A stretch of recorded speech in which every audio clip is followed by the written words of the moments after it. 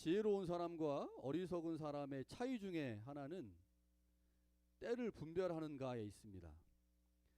같은 말이라도 때를 놓치면 상처가 되고 같은 행동이라도 타이밍을 잃으면 부담이 됩니다. 예를 들면 낙심한 사람에게 충고를 곧바로 건네면 그 사람의 마음의 상처 때문에 아무리 옳은 말을 해도 여전히 아픔이 될 수 있죠. 그러나 그 사람이 마음이 정리된 후에 건네는 말은 같은 내용이라고 할지라도 힘이 될 가능성이 있습니다. 자, 그러니까 내용만큼 중요한 것이 타이밍입니다. 적절한 때, 적절한 말을 하는 게 중요하죠. 그래서 전도서는 이렇게 말씀하죠. 범사에 기한이 있고 천하 만사가 다 때가 있다. 적절한 때가 중요하다고 말씀을 합니다. 때가 왜 중요할까요? 성경은 하나님께서 자신이 정하신 가장 합당한 때에 합당하게 일하시는 분이라고 말씀하기 때문입니다.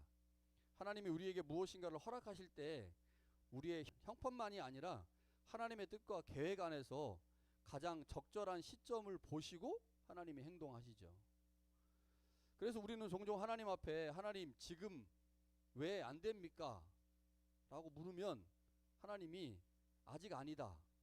왜냐하면 아직 때가 아니다. 이렇게 말씀을 하신다는 거죠. 그래서 하나님께서 일하시는 것들을 쭉 살펴보면 하나님이 적당한 때, 적절한 방법으로 일하시기 때문에 이 때라고 하는 것이 굉장히 중요합니다. 오늘 본문에 보면 주님께서 금식에 관해서 말씀하시면서 이 때에 대해서 말씀을 오늘 본문은 금식에 관한 내용인데 사실 금식은 지난주 말씀과 연결이 됩니다. 우리 지난주에 주님께서 레위 부르심의 장면을 봤잖아요. 레위를 부르실 때 주님이 이제 세간에 앉아있는 레위를 부르셨고 그 레위가 주님을 식사 초대해서 레위 집에 가서 식사를 했습니다. 다른 세리들하고 죄인들과 함께 맛있게 식사를 했는데 하필이면 그날이 유대인들이 정해놓은 금식일이었습니다. 그러니까 유대인들은 일주일에 2번 금식일을 정했거든요. 월요일하고 목요일입니다. 그러니까 월요일하고 목요일 중에 하루를 주님께서 레위 집에서 식사를 한 거죠. 그것 때문에 약간의 논쟁이 생겼어요.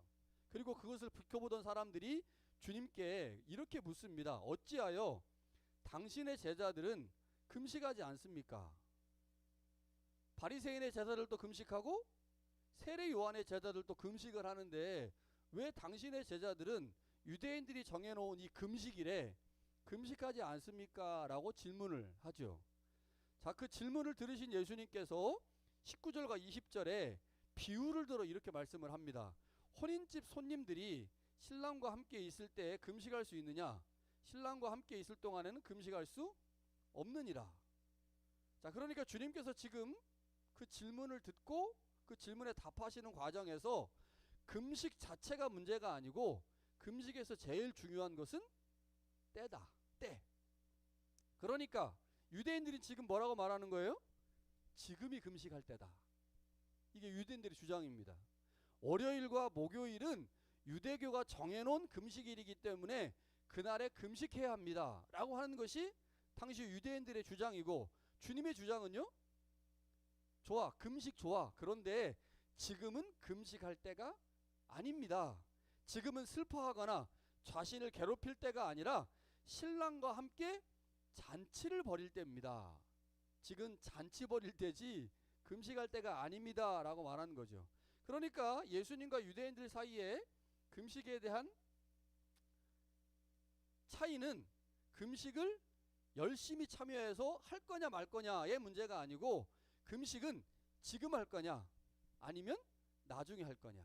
유대인들은 지금 해야 된다고 주장하는 것이고 예수님은 나중에 해야 된다고 주장을 하는 거죠. 자, 예수님은 왜 유대인들의 금식의 때에 대해서 문제를 삼으셨을까요? 그러니까 주님께서 말씀하시는 핵심은 유대인들이 월요일과 목요일에 금식해야 된다고 말하는 그 때가 잘못됐다는 겁니다. 그때 금식하는 게 아니고 나중에 때가 되면 할 거라 지금 나와 내 제자들이 잔치를 베풀고 있는 것에 대해서 더 이상 시비 걸지 말하는 거죠. 자, 주님께서 왜 유대인들의 금식에 때에 대해서 잘못했다고 말씀하시는지를 이해하려면, 자, 유대인들이 하고 있는 금식을 좀 살펴봐야 되는데, 자, 구약 시대에 하나님께서 금식하라고 말씀하신 날이 성경에 나옵니다. 언제일까요? 1년에 딱 한 번 있습니다. 속죄일. 자, 유대인의 절기로 치면 7월 10일입니다. 7월 10일. 자, 이 규정이 어디 나오냐면 레위기에 나오는데요. 레위기 16장과 24장에 비슷한 말씀으로 나오는데, 두 개의 말씀을 섞어보면 일곱째 달, 곧 그 달 10일에, 그러니까 7월 10일에 너희는 스스로 괴롭게 해라 라고 말씀하십니다. 여기서 스스로 괴롭게 하다라고 하는 말을 유대인들은 어떻게 이해했냐면, 이것은 금식이다. 금식하면서 하나님 앞에서 회개하는 것이 속죄일에 해야 될 가장 중요한 행위다라고 생각을 했습니다. 이것에 근거해서 이스라엘 사람들은 이제 금식을 시작을 한 거죠. 그래서 이스라엘은 하나님 앞에서 자신을 낮추고 죄를 슬퍼하고 용서를 구하는 행위로 금식을 시작한 거예요. 1년에 한 번. 전체 이스라엘이 함께 금식에 참여했습니다. 그러면 금식을 하는 이유가 뭐겠어요? 하나님 앞에서 자신을 낮추고 죄를 슬퍼하고 용서를 구하는 의미로서의 금식이기 때문에 하나님과 이스라엘 사이의 관계가 틀어졌다. 불순종으로 틀어졌고 죄로 인해서 관계가 틀어졌다고 하는 것을 인식하면서 1년에 한 번씩 하나님과의 정상적 관계 회복을 위해서 금식을 한 겁니다. 자, 그런데 시간이 흐르면서 이스라엘이 이 금식일을 확장을 시켰어요. 확장을 시킨 이유가 뭐겠습니까? 속죄일 때 우리가 받게 되는 그 은혜를 더 많이, 더 자주 경험하고자 하는 의도 때문에 더 자주 금식해야 된다고 생각을 했고, 그래서 일주일에 2번씩 금식일을 정한 거죠. 그러나 시간이 흐르면서 금식이 가지고 있는 의미를 놓치게 됐고, 결국 특정한 요일이라고 하는 월요일과 목요일이라고 하는 형식만 남게 된 겁니다.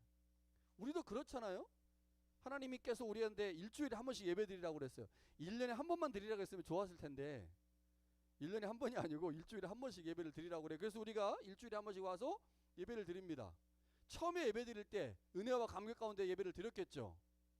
그러나 한 번, 두 번, 1년, 10년, 20년 되다 보면 뭐만 남아요?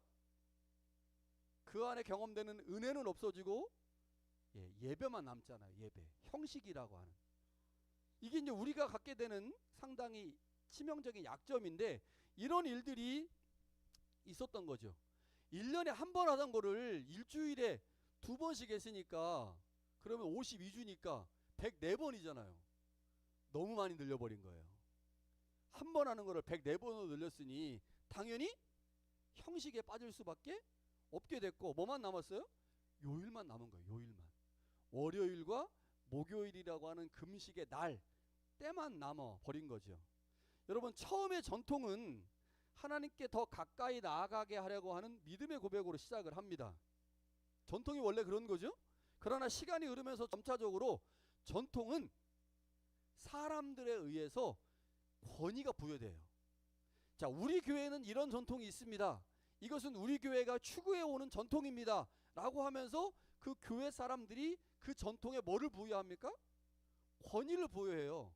권위가 부여되는 순간 전통이 하나님보다 더 위에 올라갈 가능성이 생겨버립니다.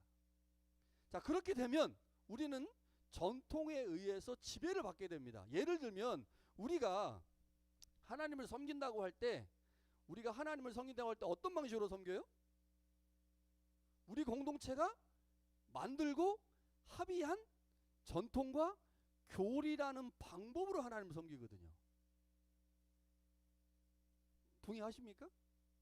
우리가 하나님을 섬긴다고 하면 그 섬김의 방식은 전통과 교리라고 하는 방식으로 섬겨요.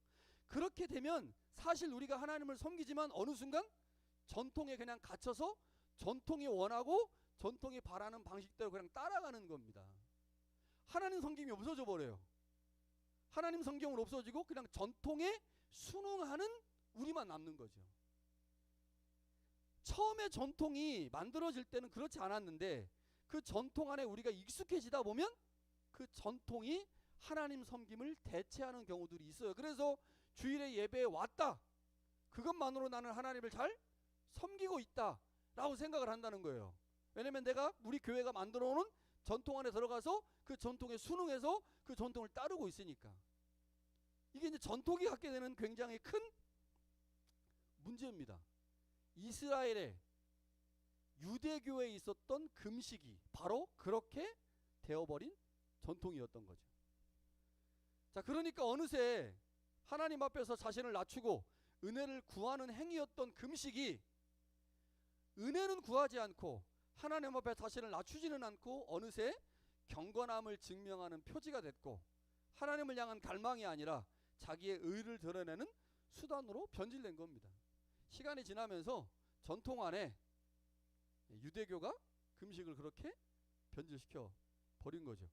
자, 여러분, 속죄일에 행한 금식하고 유대인들이 만든 정기 금식, 월요일과 목요일에 만들었던 정기 금식의 차이가 있습니다. 자, 이스라엘의 첫 번째 금식은 속죄일에 드려지는 공적인 금식이죠. 이거 누가 만들었어요? 하나님이 만들었습니다. 이게 중요해요. 하나님이 직접 정하신 겁니다. 속죄일에 여러분의 몸을 스스로 괴롭게 해서 내가 하나님 앞에서 지은 죄를 고백하십시오, 회개하십시오라고 하나님이 말씀하신 겁니다. 그래서 이스라엘 사람들은 이날에 자신의 죄를 기억하고 하나님 앞에 나아가서 회개했죠. 하나님 앞에 자신의 마음을 표현했습니다. 이것은 하나님께서 시작하신 계명으로서의 금식이었습니다. 그런데 이스라엘이 나중에 만든 월요일과 목요일의 금식은 뭡니까?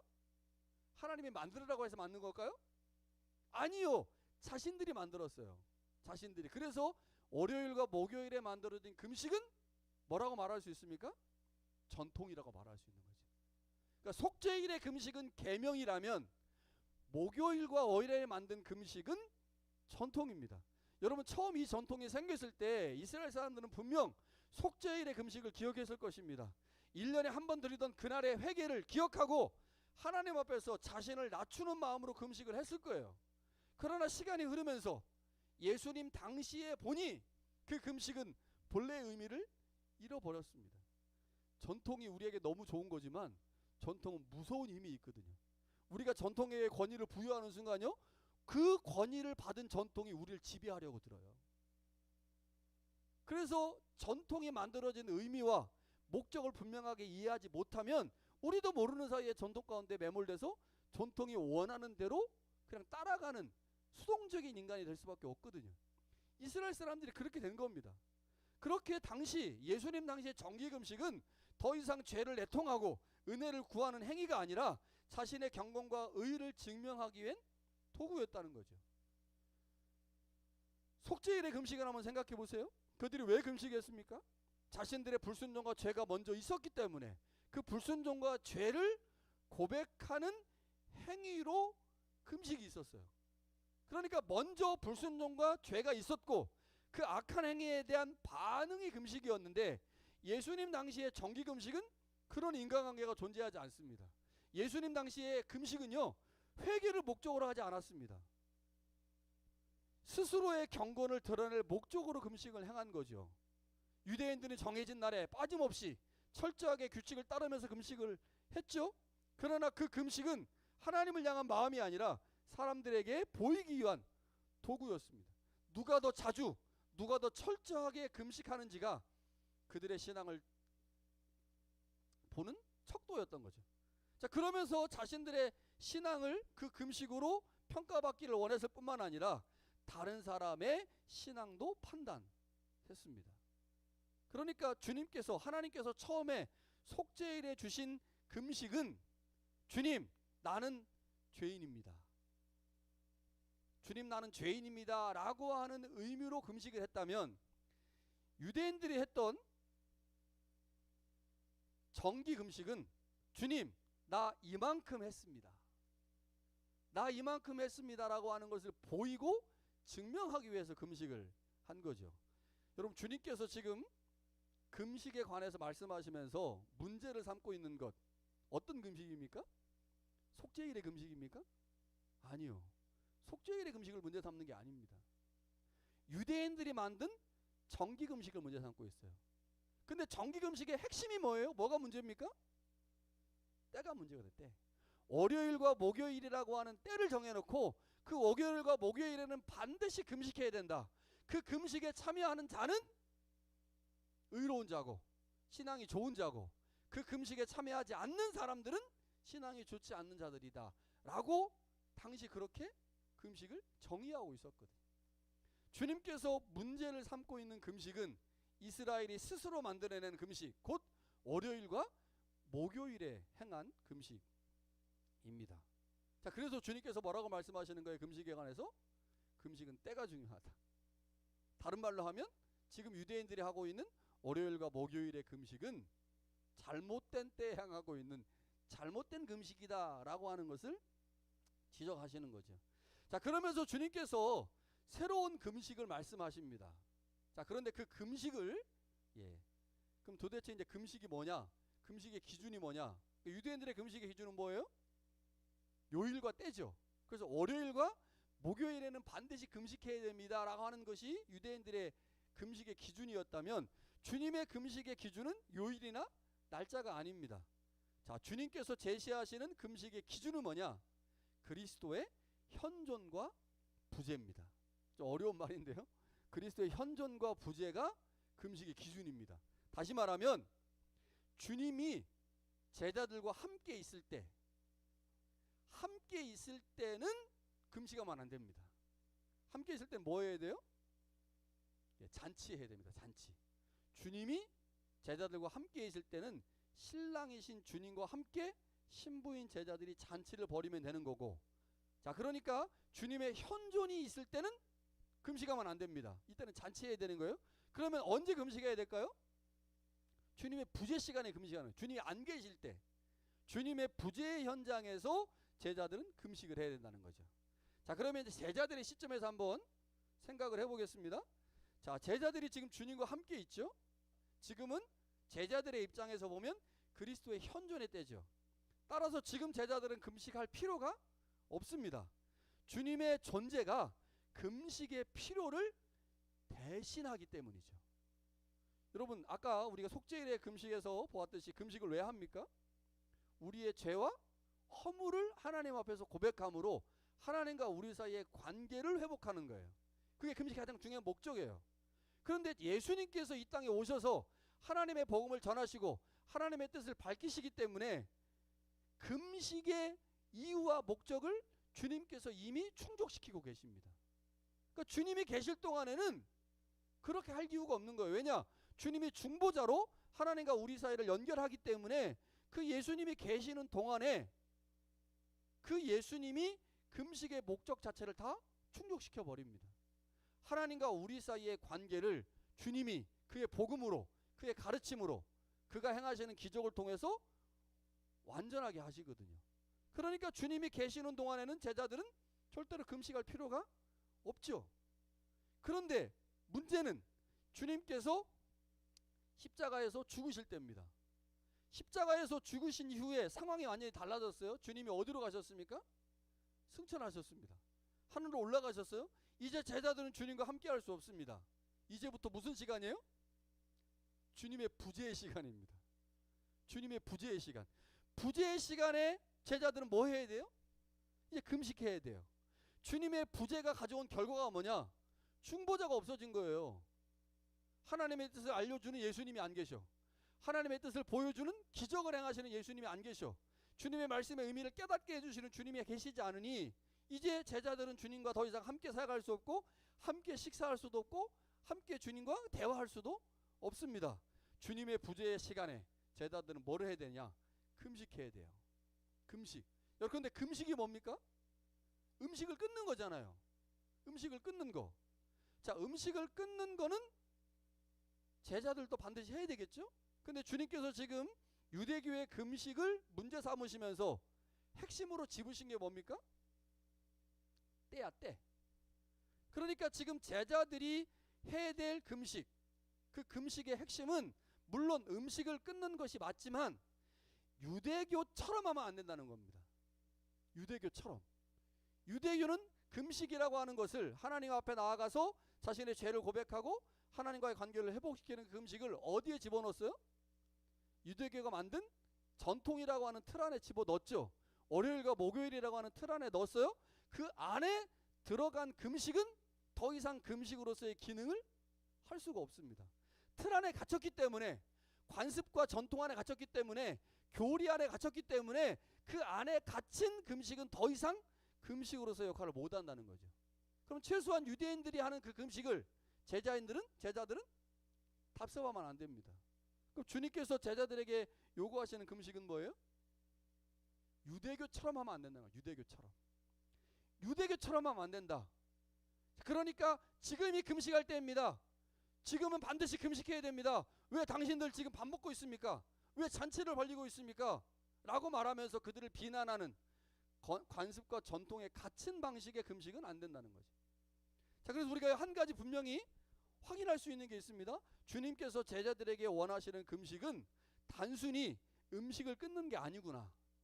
주님이 제자들에게 원하시는 금식은 유대교가 추구하는 방식과 다른 방식의 금식을 원하는 거구나. 그 다른 방식의 금식을 제자들이 해야 된다는 거죠. 자, 주님과 함께 제자들이 3년을 사역을 했어요. 자, 그동안 제자들은 주님으로부터 하나님의 말씀을 배웠고 하나님의 뜻을 알았고 복음을 들었습니다. 자, 그런데 주님께서 승천하셨어요. 그리고 주님이 어떻게 하신다고 말씀하십니까? 다시 온다 그래서 다시 온다. 그럼 제자들은 뭘 기대해야 되겠어요? 다시 오실 주님을 기대하고 그 주님께서 그때 3년 동안 자신을 가르치시고 자신들에게 보여주신 그 복음을 완전하게 이루실 그날을 소망해야 되겠죠. 그럼 제자들이 해야 될 금식은 뭐겠습니까?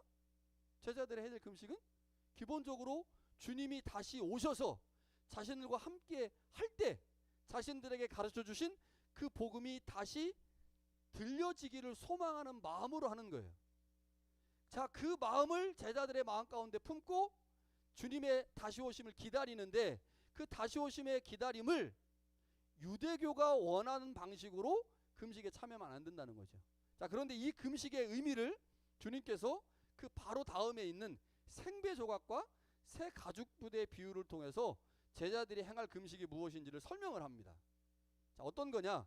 자, 사람들이 생배 조각을 낡은 옷에 안 덧대지 않는다는 거죠.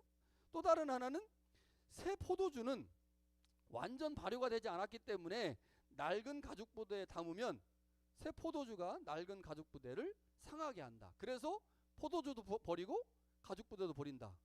이 말씀을 하십니다. 자, 주님께서 이 비유에서 이 두 비유에서 말씀하시는 핵심이 뭐냐? 제자들은 어떤 경우에도 기존의 유대교의 방식에 머물거나 그들의 신앙을 본받아서는 안 된다는 겁니다. 이미 새로운 것이 됐기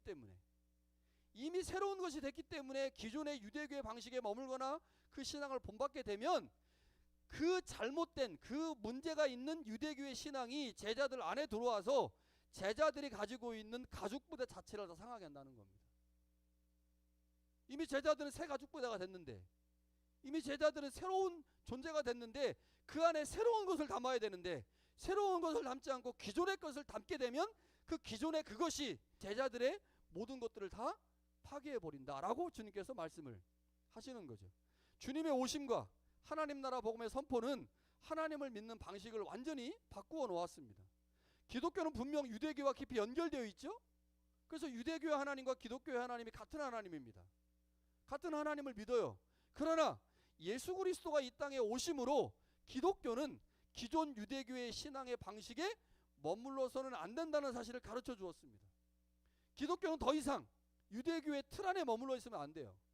유대교가 말하는 관습, 유대교가 말하는 전통, 유대교가 말하는 교리 안에 머물러서는 주님께서 우리 가운데 주신 새로운 복음을 담아낼 수가 없다는 거죠. 새로운 가죽부대로 제자들은 끊임없이 무엇을 해야 되느냐? 유대교의 전통과 관습을 끊어내야 됩니다. 자, 말씀을 한번 적용해 보겠습니다. 자, 우리는 지금 어떤 시대를 살고 있습니까? 잔치를 해야 될 때입니까? 아니면 금식해야 될 때입니까? 자, 금식의 기준은 그리스도의 현존과 부재라고 그랬죠? 자, 지금은 그리스도와 관련해서 어떤 때일까요? 그리스도의 부재의 시간일까요? 아니면 그리스도의 현존의 시대일까요? 이건 이제 뭐 신학적으로 들어가서 성령으로 그리스도가 함께 하시니까 우리는 지금 그리스도의 현존의 시간이다라고 말할 수 있어요. 그러나 조금 더 자세하게 말하면 사실 우리는 지금 그리스도의 부재의 시간을 겪고 있죠. 왜 그렇습니까? 그리스도께서 아직 재림하지 않으셨거든요. 그러니까 그리스도의 재림의 순간까지 우리는 그리스도의 부재를 경험합니다. 성령을 통하여 그 부재가 일정 부분 해소되고 그 성령을 통하여 그리스도가 우리 가운데 함께 하시는 우리가 경험하지만 물리적으로 예수님은 승천하셨고 그 예수님이 다시 이 땅에 오실 때까지 우리는 어쩔 수 없이 그리스도의 부재를 경험합니다. 그래서 신학적으로 그리스도의 승천 이후부터 재림 이전까지의 시대, 즉 교회의 시대는 엄밀하게 말하면 그리스도의 부재의 때입니다. 그럼 그리스도의 부재의 때 우리가 뭐 해야 돼요? 금식해야 됩니다. 이게 핵심이에요. 주님이 말씀하신 그리스도의 부재의 때 금식해야 된다. 자, 그러면 금식이 뭐냐? 음식을 끊는 거죠. 근데 주님께서 말씀하신 금식은 단순하게 음식을 끊는 것은 아니겠죠. 새로운 금식을 해야 됩니다. 우리는 새로운 존재가 되었으니까. 그러면 우리가 주님으로부터 보여받은 새로운 금식이 뭐냐? 그것은 우리 안에 욕망을 끊어내는 겁니다. 인정받고 싶은 욕망, 다른 사람을 통제하고 싶은 욕망, 내 삶의 편안함만을 추구하려고 하는 욕망, 그것이 금식입니다. 다시 말하면 주님이 이 땅에 다시 오셔서 우리는 주님의 현존을 통하여 하나님 나라에 참여할 거예요. 그리고 하나님 나라 잔치에 참여할 겁니다. 그 하나님 나라의 잔치에 참여하려면 그 하나님 나라에 맞는 삶을 준비해야 되거든요. 그 삶을 준비하는 게 뭐냐? 그게 금식입니다. 그러니까 주님이 우리와 함께 하시다가 승천하셨어요. 그리고 다시 오실 거예요. 그럼 그 주님이 다시 이 땅에 오셔서 우리랑 뭐 할 거냐? 이 땅에 계실 때 잔치하셨던 것처럼 다시 오실 주님과 우리는 또 잔치를 할 거거든요. 주님은 신랑이니까. 그러면 주님이 이 땅에 오셔서 하게 될 그 잔치, 천국 잔치를 하려면 그것에 맞는 신부의 모습을 우리가 갖춰야 되거든. 그 신부의 모습을 갖추는 게 뭐냐? 그게 금식하는 겁니다. 어떤 금식이냐? 우리 안에 있는 욕망을 끊어내는 거예요. 숱하게 많은 욕망, 인정받고 싶고 통제하고 싶고 편안함을 추구하고 싶은 욕망을 끊고 주님이 이 땅에 다시 오실 때 주님이 원하시는 신부의 모습을 우리 스스로가 만들어내는 거죠. 여러분 금식 해보셨습니까? 예전에 많이 3일 금식을 했는데 저도 3일 금식은 여러 차례 했습니다. 뭐 교회를 다른 데로 옮기려고 하거나. 근데 요즘 금식을 많이 안 하는 것 같아요. 저 일주일 금식도 한번 해봤는데 죽을 것 같더라고요, 진짜. 제가 해보니까 힘들어요. 요즘은 금식을 안 합니다. 간헐적 단식만 조금 하죠. 여러분 그런데 새 가족 부대로서 참여할 금식은 어떨까요? 더 힘들어요. 여러분 금식은 일주일이나 3일 이렇게 간단하게 하고 끝나는 거잖아요. 그런데 우리가 해야 될 금식이 뭡니까? 주님의 신부로 하나님 나라 잔치에 참여할 백성으로 우리 스스로를 준비하는 거란 말이에요. 그 준비하기 위해서 하는 게 뭐냐? 욕망과 욕심을 끊어내는 거예요. 그런데 가만히 보니까 우리는 근본적으로 욕망과 욕심의 존재들이거든요. 끊임없이 욕심이 있고 끊임없이 욕망합니다. 이게 우리예요. 이게 인간의 기본적인 모습이야. 그런데 그런 인간들인 우리가 욕망과 욕심을 끌어내는 게 쉽겠습니까? 어찌 쉽겠습니까? 절대로 쉽지 않습니다. 그리스도의 재림을 소망하면서 주님 앞에 부끄럽지 않은 삶을 사는 것이 어찌 쉽겠습니까? 절대로 쉽지 않습니다. 그럼에도 불구하고 예수 그리스도의 재림을 통한 주님의 현존을 준비하는 우리는 반드시 그 금식에 참여해야 합니다. 할 수 있습니다. 할 수 있어요.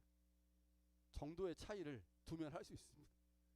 저 사람하고 나랑 비교해가지고 야, 저 사람은 3일 금식하는데 나는 저 사람보다 더 의로워지려면 일주일은 해야지. 이러면 죽어나는 거예요. 저 사람 3일에? 그래, 당신은 3일 하시오. 나는 내 믿음의 분량이 하루밖에 안 돼서 난 하루만 금식하겠습니다. 그러면 할 수 있는 거죠.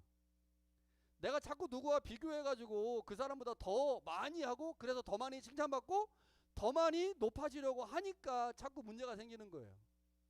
비교하지 말고 내가 가지고 있는 믿음의 수준만큼 욕망을 끊어내고 믿음의 수준만큼 욕심을 줄이면 얼마든지 우리도 이 금식에 참여할 수 있고, 그렇게 금식에 참여하여 우리의 신앙의 수준을 높여가면 오늘보다 내일이, 올해보다 내년이 조금 더 나은 금식에 참여할 수 있는 거죠. 여러분, 우리를 하나님께서, 예수님께서 이미 새 가죽 부대로 부르셨습니다. 우리는 이미 새 가죽 부대입니다. 새 가죽 부대로 우리 안에 뭐를 채우면 돼요? 예, 새 포도주를 채우면 됩니다. 우리가 왜 금식해야 되느냐? 왜 우리가 이 땅에서 욕망을 끊어내야 되느냐? 우리는 그런 존재로 부름을 받았어요. 하나님의 자녀로, 예수 그리스도의 제자로 새 가죽 부대로 부르심을 받았거든요. 그래서 새 가죽 부대로 부르심을 받았기에 우리에게 그 새 가죽 부대로서의 정체성에 맞는 삶을 살아내는 겁니다. 그 삶을 살아내는 게 뭐냐? 그게 새로운 금식에 참여하는 거죠. 그런데 성경은 분명히 말합니다. 모든 것은 믿음대로 해야 된다. 믿음의 분량대로 해야 된다. 나에게 주어진 믿음의 분량만큼 욕망을 끊어내고 욕심을 줄이고, 그래서 주님이 이 땅에 다시 오실 때 그 주님과 함께 참여할 잔치를 소망하고, 그렇게 우리 가운데 주어진 삶을 살아나게 될 때 주님이 이 땅에 다시 오시면 그때 주님과 큰 잔치를 하게 될 것입니다. 여러분, 우리가 이 땅에서 우리의 욕심과 욕망을 끊어낼 수 있는 이유, 그것은 주님께서 이 땅에 가지고 오실, 재림 때 가지고 오실 그 생명, 또 그 잔치, 그 은혜를 기다리기 때문이죠.